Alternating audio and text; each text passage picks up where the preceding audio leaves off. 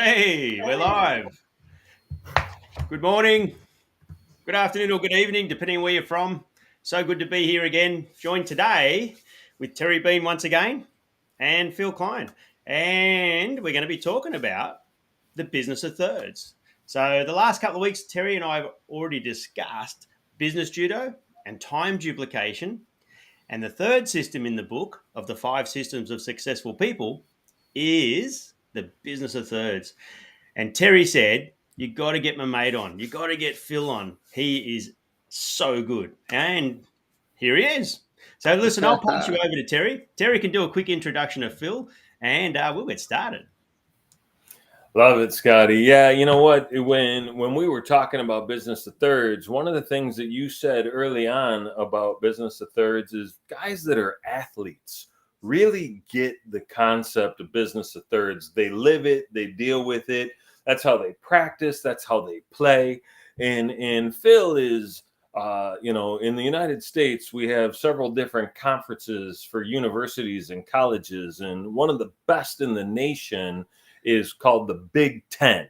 And let's not talk about the fact that there are 13 different schools in the Big Ten. That doesn't really matter, right? At one point, there were only 10.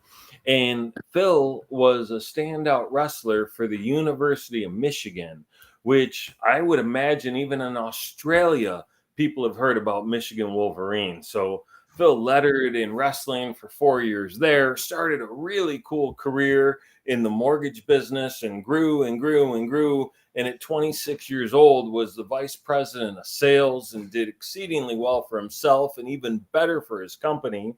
And then one day, as luck has it, he got some news that he didn't really like. And like all great entrepreneurs, made one decision. And that decision was, I'm going to bet on me. So he went out, looked at businesses and all kinds of different opportunities, and had an uncle that was in the insurance space and said, Unc, what do you like about it? And one of the conversations was the idea of residual income, right? So last time we talked a little bit about time duplication, which had the idea of money duplication. And there's no better way to duplicate money than residual income. So Phil got involved with State Farm Insurance and started an agency from scratch, spent 2 years in their program, opened his agency, did that for a year and learned some things that weren't necessarily an ideal fit. And he said, I'm going to bet on me again, and opened an independent agency called PKIG, Phil Klein Insurance Group. And he did that in 2011 and had an amazing run, growing by leaps and bounds. Ended up finding a suitor. Actually, I don't even want to tell you how many suitors there were, but a suitor, and joined forces with a much larger organization about not quite a year ago, and still with them, heading up, leading the charge of PKIG, and doing amazing things every day. He's a great example of sugar and cream. He's also a great example of business in thirds. And I'm fortunate to call him a client, but I'm even more fortunate to call him a friend. So allow me to introduce, with all the proper accolades, Mr. Phil Klein. Hi, Phil. Thank you so much. That's I couldn't have said it better myself. That's a very generous introduction, and I can't appreciate it more, Terry. We've done a lot together over the years, and I'm just so appreciative of that. That was a great introduction. I thank you very much. Dude, it's easy. Thank you for being so easy to gush about, man. That's the part, dude. You're an awesome human being. I hosted an event this morning, and as I was introducing a couple of the speakers, I said, what I really look for in people is they have the right mind and the right mindset and the right brain and the ability to do things. They have the right heart, right? They care, they give a shit, whatever the case may be, however you want to say it, but they are concerned about the well-being of others. And equally important to those two is they have the right motor, they have the drive. And you check all three of those boxes in an amazing way. I don't know if that's business of thirds, Scotty, but I'll tell you what, mind, heart, and motor, that seems like three things to me, bud. So those are good. That's a good business of thirds right there. So PK, let's kick it all the Yeah, way back, right? You sure. coming from the state of New York, going Yeah. to, arguably, the University of Michigan is the only university in the country, if not the world, that ranks in the top 10 of universities for the multitude of colleges and disciplines that they have, right? Whether we're talking about the medical program or law school or business school or general education, they're like the best of the best across all the boards.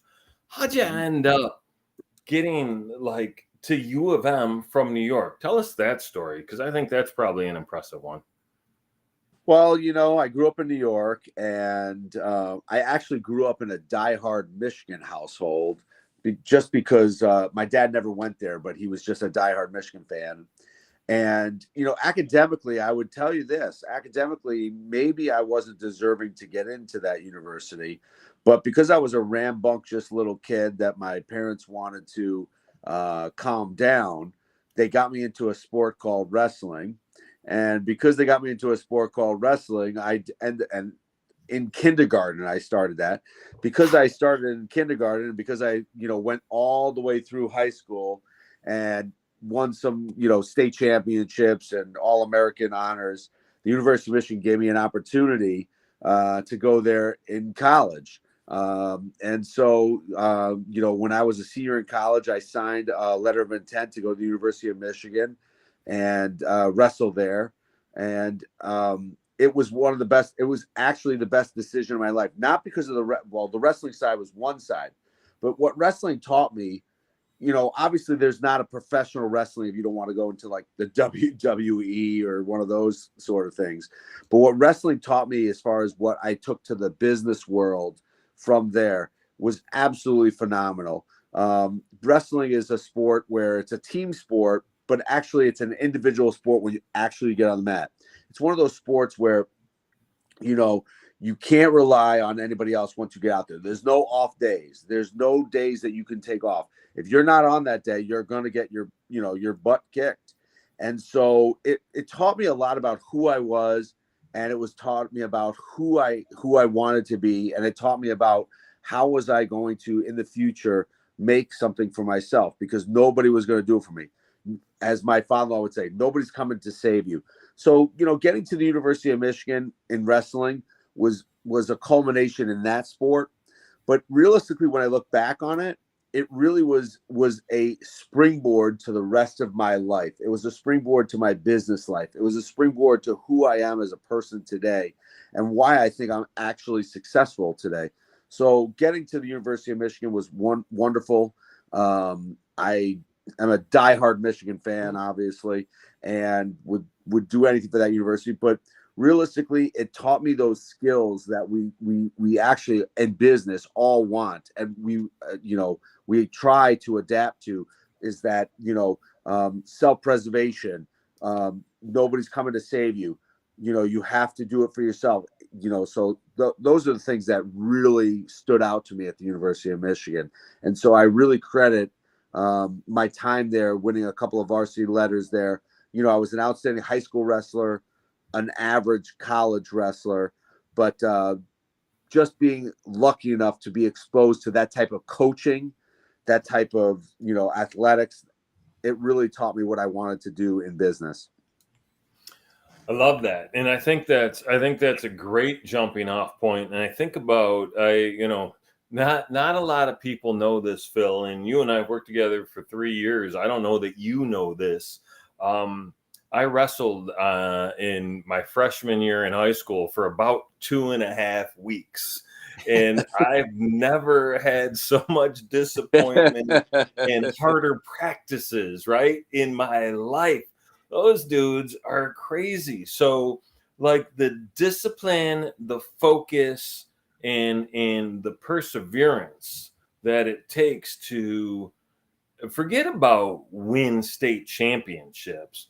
Even to get on the mat is kind of Yeah. crazy, right? So how do you stay motivated to do that day in and day out? Because I think there's an interesting parallel in terms of what people go through in the entrepreneurial world. Right. I mean, look, entrepreneurial, I'm a good, I started my own business. Every day when you're an entrepreneur, there are some days where you want to, you think you've won, the championship, and there are days you want to jump off the cliff, right? And so, and that's just a normal process being an entrepreneur. What wrestling taught me was it's the process. It's the process that it's not about, what's going on. It's you have to enjoy the process as it's going on. If you're not the type of person that, wants to enjoy that process and be that person that tries to push yourself, the objective every day is to try to push yourself to the edge, and then just a little bit further, right? You push yourself to that edge, and then you try to go just a little bit further. That's where growth happens, right? And so that's what was taught to me at a young age in the wrestling world, and I took that in the business world. There were days in the business world where I wanted to just, obviously hang it up, just like we all do. We have days that, you know, don't go your way, or that you're whatever, and you want to say, this is it, this is how I end, this is how the whole story ends. But it's that internal drive to say we just have to push ourselves, and it's just that little extra, and that little extra is where the growth happens. That's where, and it's winning on the margins. It's winning where that little space is. People don't really realize it. Everybody gets highs and lows, and I know when we talk about those three functions, has the highs and the lows. It's that middle, and winning on the margins, and just going a little bit above and beyond is where the growth happens. It's where that really the men separate themselves from the boys, or whatever you want to call it. And so I learned that from an early age, that nobody was coming to save me. I had to do it myself. And you have to be self-motivated, and you also have to be self-motivated to the point where that days are going to be bad, and you just have to understand that the overall goal is what's at heart. You know what I mean? You have to understand that pushing forward is what you have to do. I want to get back to the winning on the margins for sure, because I know that that's a core principle of who you are and how you've built your business. But Yeah. before we jump into that, I also know that you're a follow your gut kind of guy, right? I look Yep. at, and we talked about it earlier. You got your head, you got your heart, and you got your motor, right? And the motor comes from that gut. So talk to me a little bit about how, as an entrepreneur, you learn to trust that gut instinct, because I think that's really important, because a lot of people have an idea, then they second guess it, then they talk to some people, then they fourth guess it, right? How do you just say, you know what, this thing knows who I am and what I'm supposed to do? Well, I subscribe to a fail forward type of attitude, and also what I would call a ready, fire, aim, right? Everybody else, I think, like, goes ready, aim, aim, aim, aim, fire. I'm more of a ready, fire, aim type of personality. I like to make in-flight corrections. I like to get an idea. I like to understand what's going on with that idea. I'm not reckless. That's not what I would say. Reckless is not what it is. But to to I like to make decisions, and then I say, I'm going to try this out. And if it doesn't work, I'll back off. But also, what happens to me is most of the ideas do work out.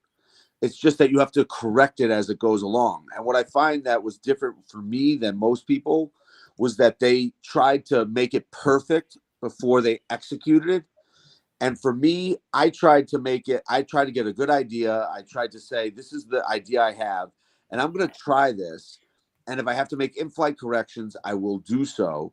And eventually, yes, there are ideas, obviously, that I was like, this was terrible, did not work. Oh my God, let's go backwards.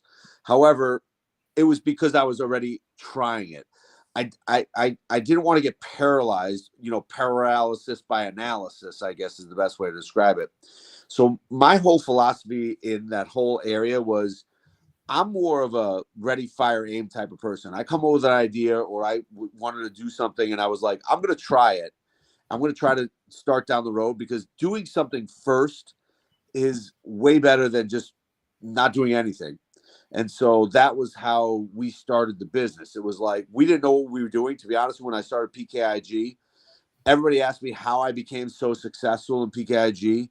How did you do all these things? And one of the things I always say to everybody is, I was just too stupid to know I couldn't do it. So I know that sounds really weird, but we just kept on going and solving problems as they came along. And that doesn't mean that we didn't make mistakes, and it doesn't mean that we didn't have a lot of things that went wrong. It just means that you have to decide sometime that you're just going to do it, and you'll have to make some in-flight corrections. And that's part of being an entrepreneur. If you just keep on waiting for everything to be perfect, you're going to be waiting for a long time. You're going to be waiting for a long time. I love that analogy, right? I talk about the idea like we're going to build the plane as we're flying the plane. In fact, that's kind of the agreement Scotty and I came to.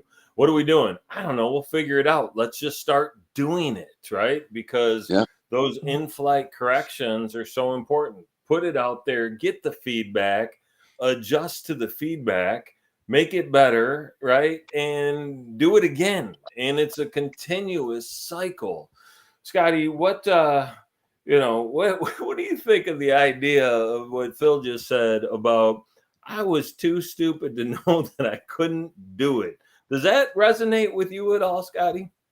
100%, right? So, this is where we're a little bit similar, Phil. Yeah. I was a D class student, so there was only upside for me, right? Right. So everything for me was good. So, but some people are really academic and really smart, right? And I think they get that. Well, but what if I fail thing, And in fact, I just did a session the other day with a heap of MBA students, studying their Masters of Business Administration, and I'm sitting there going, the great foundation, but I don't have any degrees at all. I mean, I've got nothing. I was just, school of hard knocks, just go out and do it, work it out, pivot, change, work it out, pivot, change, work it out. Just a lot of self-confidence that I probably had the ability to do it. So this is where you and I are very similar, right? Just go and start and work that stuff out. Set your goals, set them big, and go out and strive. So totally relate to your story there. And I love the sporting bit too, right? That discipline of knowing you have to train and turn up and get your butt kicked from time to time, as well as the glory that comes with the wins. You're not going to win all the time, but there's that bit in the middle, that middle third, I call it, where things can go either way depending on your preparation or your attitude. Hey, sometimes just luck, but there's a lot of opportunities in the middle, and that's what successful people tap into, right? Not the easy comes, not the easy goes, or the easy wins, easy loses, but the bit in the middle that goes, depending on your attitude, your discipline, whatever it is. So I love the way you said that. So what's probably the, I guess as a question for you, by the way, what's the one thing that sport taught you and your win-loss ratio, I guess your strike rate, success or failure rate, what's the one thing sport taught you from your early days that you still use today? I mean, honestly, to be honest with you, nobody's coming to save you. Anything that you get in life, you're going to have to do it. If you're waiting for somebody else to do it for you, or you're waiting for somebody else, or you blame somebody else, or you whatever. The one thing that sport taught me, especially wrestling, it's a team sport, but it really isn't. It's kind of an individual sport. I know basketball and football, those are team sports. Wrestling is a team sport where you can, but I was taught from a very early age that if you're going to succeed or fail, it's going to fall on your shoulders. And at the end of the day, you can make all the excuses you want. You can say, this happened to me and this happened to me. And oh my God, this was an obstacle and this was an obstacle. And that's why I didn't succeed. But really, nobody cares. Really, to be honest with you, nobody cares. Either nobody's coming to save you. You have to do it yourself. And self-discipline to me is one of the major, if not the most major attributes I look for in a successful business person or somebody that I want to hire. Self-discipline is something, I can give you the tools. I can't build the house. You have to be able to build the house. So sport really taught me from a younger age. One, you have to work hard. You have to set goals. Goals are important. And there are three types of goals, right? There's obtainable goals that are like, hey, these are easy ones, the things that should happen right away, like let's do this. There's goals that you're like, okay, these are 1 year goals, 2 year goals, these are things that I know I can do. And then there's the stretch goals. There's the goals that, you know what, I'm going to stretch myself to the max, and if I do, here's where I think I can go, right? Ability gets you certain places, but at the end of the day, you need to be able to have some goals in mind that are going to take you. And like I said, my coach always told me it's about winning on the margins every day. It's not about the success. Talent gets you, so far. And if you're not talented, that won't get you so far. But it's the middle. It's the people in that middle that are hardworking and can separate themselves and really win on those margins that take themselves from that middle area to the upper area and beyond. And, I think hard work beats talent most of the time. Most of the time, hard work will beat talent. Talent is obviously important. But so what sport taught me was you don't have to be the best. You don't have to be whatever. You have to be the hardest working guy in the room. And you have to be able to say to yourself, where am I winning on the margins? Awesome. I love that. I love that thought. It reminds me, Will Smith is famous for saying, I'm not the smartest, I'm not the most talented, but I'll outwork anybody. If you and I are on a treadmill, right? This is Will Smith talking. One of two things, and we're having a competition to see who can last on the treadmill the longest. One of two things is going to happen. You're going to get off before I do, or I'm going to die on a treadmill. Right. And it's about that hard work and that effort and that diligence. And, you've put that to amazing work. I know that early on with PKIG, the hardest thing about getting into the insurance business is getting the carriers to be able to let you represent them. And Sure. and I know you're like, I don't want to say your best carrier, but the carrier that you have the most business with. How many years did they blow you off and turn you down before they finally said okay? And now you're like, you go hang out with their CEO because you've done so much work with them. They turned me down for 5 straight years. I called them 5 straight years. They turned me down. I kept on telling what I could do for them, what I couldn't do, what I would do for them. And they just wouldn't appoint me. And in the 6th year, they said, well, you're a persistent little, what, and so we'll come meet you. And when they did, they fell in love with me. And, the story goes, 5 years later, I'm one of their top agents in the whole state of Michigan, if not the country. And they regret every day that they see me, they say, I don't know why we didn't appoint you 5 years earlier. And I said, it was just meant to be that way. This is the way it was meant to be. And I don't hold any regrets for it, but you have to be persistent. No is, by the way, no in business and no in athletics and no, whatever that means. No is part of the gig. I mean, if you can't accept no as an answer, this isn't for you. No, your no has to be an answer that you're comfortable with accepting. But when I say accepting, I don't mean accepting as in you give up. I'm just saying accepting as in that's just part of the journey. No is part of the journey. And I say that sometimes to my people in my office. No is part of the journey. Don't let that be the end of the journey. It's part of the journey. So getting a no is actually just one step closer to a yes. But I always tell my people, no is part of the journey. And if you can't accept that, you're not in the right area. I love that, right? And I tell people all the time, no is my second favorite word in sales, right? I know what a yes is. Thank you. Give me all the yeses. I'll take those. I know what a no is, and that gets you closer to the yes, like you just said. But it's the I don't knows or the think it over or we'll get back to you or give us a week or a month, all that. There's a great book called Hope is Not a Strategy.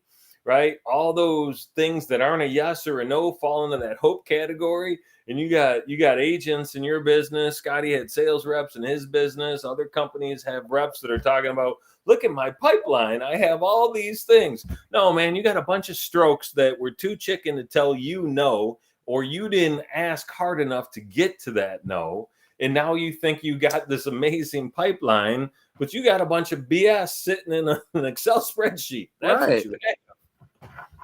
Exactly. And we've talked about it because we work closely enough together that we know, like when I say that, you know exactly what agents I'm thinking about. No, we're gonna have a great month, right? I got 80,000 on the books. No, dude, you got 7,000 on the books. There's a big Right. difference. So that's Right. always fun, man. I love it. Hope is not a strategy. Hope is not a strategy, and it is not in your CRM. There is no funnel that says, I hope I get this. That's not how that works. So Right. I love it. And you've mentioned winning on the margins a couple of times. Scotty looks at it, this as a hot market, as a middle market, and a cold Mhm. market. And he'll say that if you're in the hot market, you should win a fair amount, like a large percentage of that. And if you're in the cold market, you're going to win a very small percentage of that. You're still going to win, but not a Yeah. lot, right? But it's that middle market. And so that middle market, is that what you mean when you say winning on the margins? Is that what you're talking about? Absolutely. So in my world, in insurance, right? I'm in insurance. Price is the elephant in the room that nobody wants to talk. It wants to talk about, but let's just face facts. It is. So what I tell my salespeople, if there are certain in our world, we when we price out, home, auto, or commercial insurance, right? If we're 10% lower, we're going to win those accounts every time. We're going to win those accounts. And if we're 10% or 20% higher, we're probably going to lose those accounts every single time. It's those accounts that were almost the same price or very similar to the price they're paying that we have to win. Those are the accounts we have to win. That's where we have to shine. That's where we have to talk about our service, what we do, why PKIG, why our company. That's winning on the margins, because I say to them, if we're 10% lower and we win that account, did you make the sale or did the price make the sale? Right. And I'm not so fond of that. That's great. And obviously, if we're 20 or 30% higher, I expect us to lose that sale. But it's those accounts where we're very similar, and it's the service, it's what we do as a company that make the difference. And that's where that's my passion. That's where I love the sales. It's the margins. It's where we're saying we were equal to what they were shopping around. It was equal to what they had before, but we're a better service. We have maybe a little bit better product, and we convince them, and we'll not only convince them, but come through with what we said we would deliver. But it's those margins that make a difference. And that's, by the way, in anything we do, anything, whether it's advertising, whether it's whether it's marketing, advertising, or it's the sale, it's that margins that we make a difference. So that's what I look at. It's like, in my business, price is a big deal. It just happens to be that way. But like I said, if the price is 10% lower, it's easy. You're 10% lower most of the time. You can't make that sale. You got problems. And if you're 20% higher, I understand it. It's where it's kind of like in that middle area. That's where the magic is. That's where the magic is. You either go to the bottom or you're going to go to the top. Carrie Constant, you're right. This guy knows his stuff and is worthy of all kinds of mad love. Appreciate that comment, lady. All right. So I think that's awesome, right? If you're close, right, on either side of the equation, you got to pick up as many of those opportunities as humanly possible. I want to rewind. I want to hit that rewind button. I want to take you back to June 1st-ish of 2011. You are fresh into PKIG land, right? Phil Klein Insurance Group starts June 1 of 2011.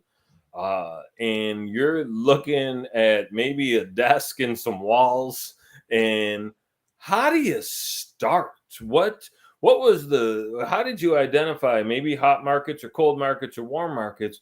But how do you go from, well, I just left a decent career opportunity with a multinational large organization, and now I'm me doing my thing. What does that journey look like? Well, I mean, look, it's a short and a long journey, right? So you got to kind of break it up into little bits of time. So when I broke away from State Farm, that was happened to be the company I was with. I mean, you have to have a little bit of confidence. I mean, confidence goes a long way. I'm not trying to tell you that, I'm a conceited person, but I'm a person that I feel confident in my own abilities. And one of the things that when I was at State Farm, I realized, what do they provide me? Not the leads. They provide me a brand name. And I was like, well, listen, if I can get through that and I can create my own brand name, then people would want to do business with me. So it's almost like when you start on June 11th, or whatever it was, June 1st of 2011, it was that vision of what can I build that's special. And I wanted to build something that when I said I was going to go out, I wanted to build something that was not just great for me, but I wanted to bring people along with me. I started with not just me. I think when you build a good organization, you build companies, you have to think about if somebody once told me money doesn't lead, it follows, right? Money doesn't lead, it follows. So if you go into a business with, I want to make as much money as I possibly can, obviously that's just everything. But if money's the only driving factor, those are, to me, the businesses that have problems. I wanted to build something special for myself, for other families, for, other employees. I wanted to build something special for other people. So to me, I was like, let me find a way to make other people successful, and my success will come second. But my success when it comes second will probably be very large. So money doesn't lead to me, it follows. I've always subscribed to that. And it really has always served me well. I am a big culture person. I'm a big person about how do I make other people better around me? And once the people are better around me, it's always going to come back to me, you know? And so when I started from scratch, I didn't know what I was doing. I got to be honest with you. I really did not know what I was doing. I just knew that I had to do something. And I felt my gut that this was the right path. I knew I was in the right business. I got a lot of good training at State Farm. And I felt to myself that, hey, this is the path I want to be. But realistically, it's not even about insurance. It's how do I change a few people's lives, make them more successful, their families more successful, and in turn, I think it will come back to me. That's really how PKIG started. I love that. And you have a long history of breathing into other people or jumping first, right? You're Yeah. like, listen, I'm gonna do this and I'm gonna trust that you're gonna reciprocate. And I say that I to an employee love when they that. come. Whenever I hire an employee, I said, listen, I'm going to jump first. However, I expect a lot from you, but trust me, I will be the first to jump. We are going to do this, but I'll be the first to give. I don't expect. I give first, then I expect. Yeah, I have witnessed that in a few different roles that I've had with you, and it's so very very true. Scotty, I see our friend Carrie Constant wrote, "Money doesn't lead; it follows." What do you think of that sentiment, Scotty? Have you seen that to be true? 100%. I mean, a lot of people come to me with their goals and all sorts of things, and most people have this money mindset. But I go, well, actually, that's an outcome. That's a result. It's, as Terry says, it follows. It's the actions, the activities that'll achieve everything that you want financially. If you achieve those, well, then you'll achieve some money. So the more of those goals you need to achieve if you want more money. Really simple formula. There's achieving the goals doesn't even guarantee the money, but so if you have this money mindset, it's a really bad mindset. You've got to have that proactive mindset to go out and do what's required if you want to be successful. But one thing I do know, and this is exactly what Phil's saying, is that if you do something, something's going to happen. If you set your goals and keep doing something, you're going to get wiser and smarter and achieve more as you grow and develop year in, year out. And that's basically what he did. And I mean, I'm sitting here listening to Phil, and I'm thinking he's now talking business judo. He's now talking sugar and cream. He's talking about all the systems in the book, right? Hasn't quite hit the rule of 100, but the business of thirds is why you're on here, right? And I'm going, wow, this is awesome. So he's nailing so much of this book. It's just crazy. So you're 100% right. He's all over it, Terry. He's totally all over it. He's the perfect example of it. He really Yeah, is, and he's done it. Absolutely. And he's saying things like, exactly the way the business of thirds is constructed. He's saying exactly the same way in his own words. So he's the perfect example of the business of thirds. I'm not sure if you're recognizing that or not, Phil. Are you recognizing that? Absolutely. I mean, when I read parts of your book, when Terry had sent to me, even though I had obviously never seen it before I did, I'm like, well, that's exactly what it is. That's exactly what I did. I didn't know that I was doing it at that time, but when I saw parts of your book, in the last few weeks, I was like, wow, this is exactly some of the things that I did subconsciously, but it did work out the same way. It's amazing. Well, it's not What I amazing. love. It's not amazing that it worked because the systems work, right? So, Right. Phil, you were working your systems and it was working, and that's the bottom line. So, it's music to my ears when I hear and see someone who's been through that journey. It's so good. Yeah. I know Phil's got a hard stop coming up in a couple of minutes. So I want to make sure that we're respectful of his time and his energy and most importantly, grateful for both of those things. But I do have one last question as a business owner, right? And I've heard many people say this business would be great if it wasn't for the people, And so people are an amazing asset and an amazing challenge.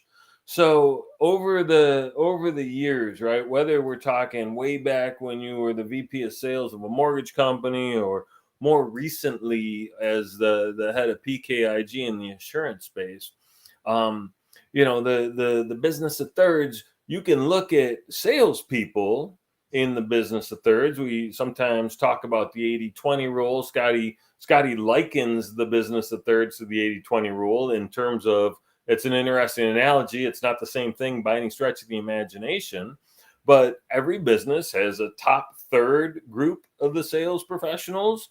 They have a bottom third of the sales professionals.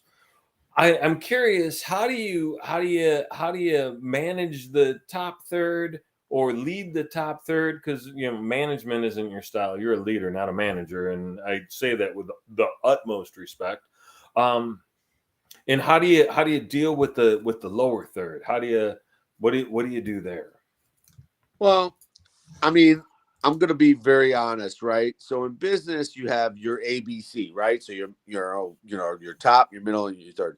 And your A players in your business are always going to be A players. Those are the people that are self-motivated. They don't really need a lot. What they need is the tools. They're going to build the house. You just need to give them a little bit of tools. You need to give them a little bit of guidance, obviously some resources, and they're self-motivated, and they're going to be, they're going to go on their own. They're going to do successful things because they have that ability.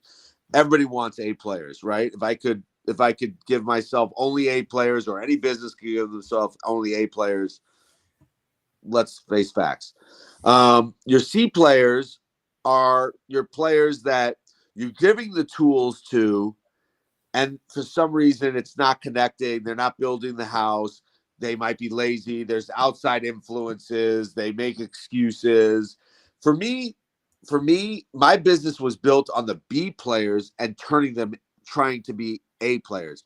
You got your B players that are people that, they have the right mentality. They're hardworking people. They may not understand the business. They may not understand what's going on, but they're very coachable. Coachable is a big word in my industry. coachable.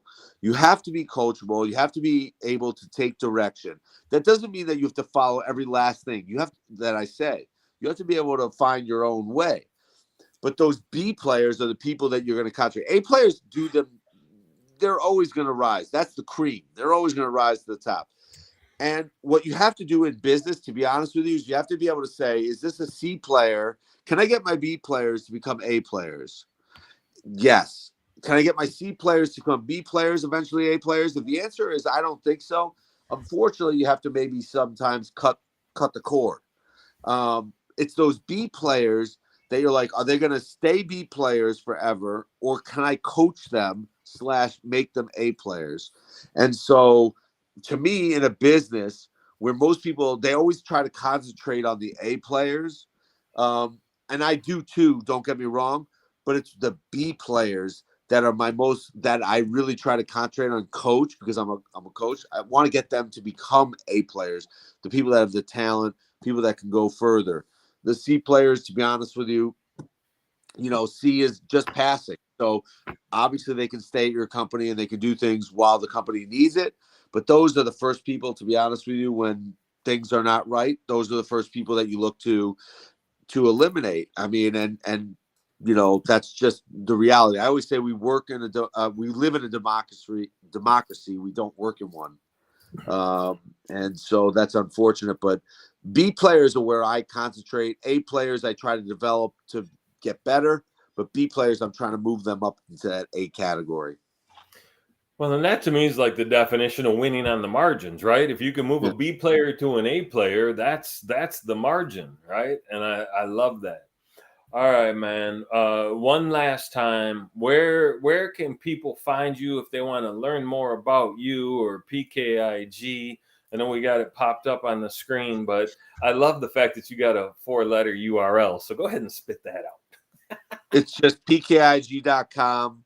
And I'd be happy, by the way, happy to answer any questions, happy to help anybody in any way. Love the book, Scotty. You guys are onto something special. The funny thing is I look at some of those things that you put in that book and I'm like, I didn't read it, but without knowing, when I didn't read it, meaning years ago, without knowing it, I think the common denominator is it always flows the same way. So some of the things I was like, wow, those are things I did year in and year out. I built my business that way. Whether you talk about, the business of thirds, ABC, whatever you're talking about, it always seems to just fall to that thirds. It always seems to fall to the top, the middle, and the bottom. And to me, it always seems like the winning on the margins where you can get the middle to the top, that's where the wins are. No matter what business you're in, if you can get the middle to the top is always the top, the bottom is always the bottom. And if you can get that middle, whatever that is, if you can get that middle to somehow become the top, that's where you win. That's special. Yes, music to my ears, mate. You're talking business judo, you're talking the business of thirds, and you're talking sugar and cream. You're all over it. There's a reason why you have been successful. Yeah. True story. True story. I'm not sure if we got time to answer this. We got time to answer that one from Brenda, because you got a host. Yeah, sure. What works best that you noticed to close the gap? I'm not exactly sure, but I'll have to run with your interpretation of that question. Close the gap from the middle to the top. Must be something around that, I would suggest. Yeah. Yeah, let's answer that. I like the understanding you shared there. Okay. Well, what works? I mean, motivation to me, it's self-motivation. That's what closes the gap. I think you could take a person who is self-motivated, who wants to succeed. We all say the same thing that, motivation beats anything else. We can teach everything. So what closes the gap? You got to find the people that are hungry, people that want to be better than they are today. You want to find the person who says, this is where I am today. That's not where I want to be tomorrow. That's okay. That's okay to not be where you want to be tomorrow. But those people that are self-motivated, that are hungry, that want to exceed, that are eager to learn and coachable. That's a big word in my industry. You got to be coachable, right? it doesn't mean that I'm perfect when I coach you. It doesn't mean I'm perfect. You have to interpret some things I say. However, I look at people who are eager to learn and are coachable and are self-motivated. That's how you close the gap between the middle and the top. Yeah, totally. Sugar and cream, you're all over it. Looking for those sugary, motivated people who want to be stirred up, Yep. coachable, trainable.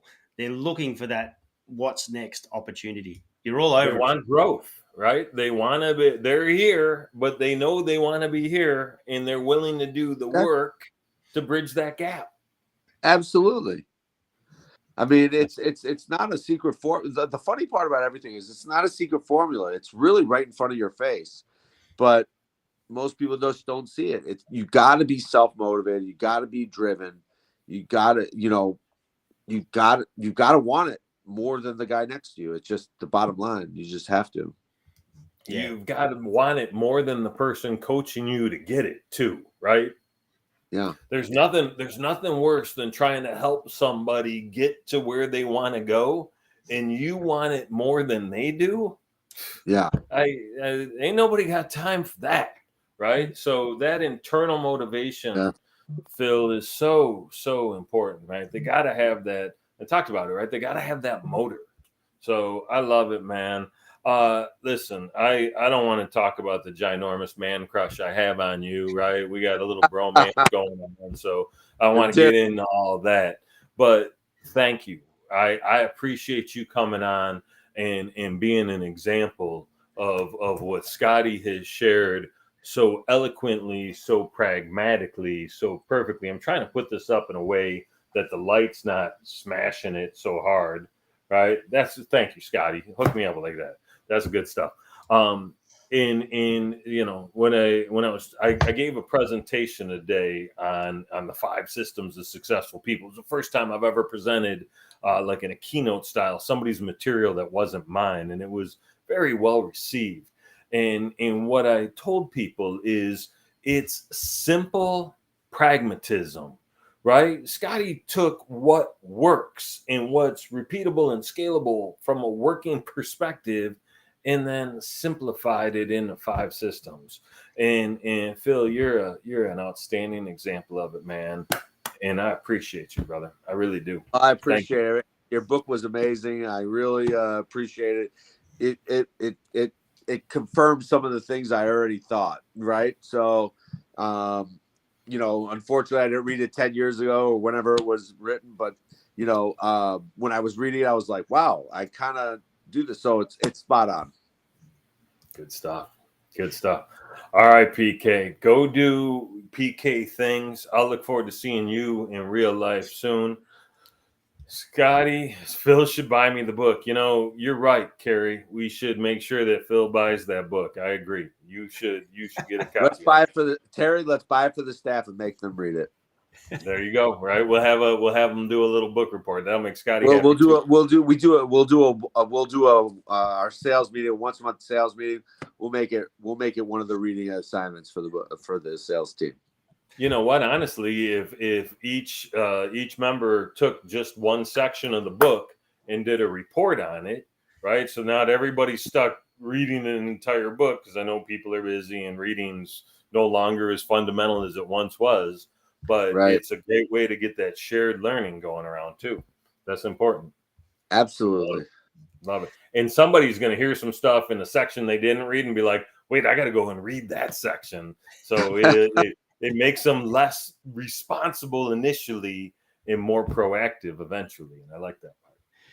Well, look, Phil, I'm not sure where else we're going, but we could talk all day about your journey, mate. It's so good. Yeah. Totally awesome to have you here and sharing with everybody that journey that you went on. And Terry is right. We could have had you on for a few of the systems, right? But yeah, look, it's so awesome. The business of thirds, he got you in because of your sporting background, the sporting analogy, and totally you've taken that through your business career. And obviously you've had that really successful journey and come out the other side. So it's so good to hear people actually go through the journey and come out. And I would tell you it works. Yeah. The darkest of days, they turn into light. Yeah, 100%. That's business judo, positive mental attitude. Exactly. The book starts with attitude, finishes with attitude, and in the middle is a bunch of systems. So you just got to keep believing, and you got to, in your heart. Entrepreneurship is about heart. It really, at the end of the day, you got to follow your gut, and you got to be confident in yourself. Realistically, that's what it's got to be. But on that note, we might wrap up. Any other final thoughts, Terry? Otherwise, we'll close up. No, I'm just again, I'm grateful for the guy, the man, the leader that he is, and what he's done, and just who he is. He's everything you see here and about 28% more. So awesome fella right there. I appreciate that. You two remind me so much of each other in how you carry yourselves and how you serve other people. It's not even a coincidence that I work with both of you, right? Servant leadership. Thank you, Brenda. All right. Well, on that note, thanks everyone for coming. Thank you so much for coming, Phil, and sharing a story, and Terry for moderating and sharing once again about the 5 systems of successful people. So if you haven't got yourself the copy yet, by all means, go out and have a read. It's something I wish I had read when I was 20. But anyway, I experienced it. Now I'm teaching other people. Awesome. So, all right. Well, Terry. good night or good afternoon or good morning, depending on where you're from. And we'll see you all in the next one. The next one, we're going to be talking about the rule of 100. So thanks, everyone, for coming. Everybody. All right. Thank you. All right. I'll end this live.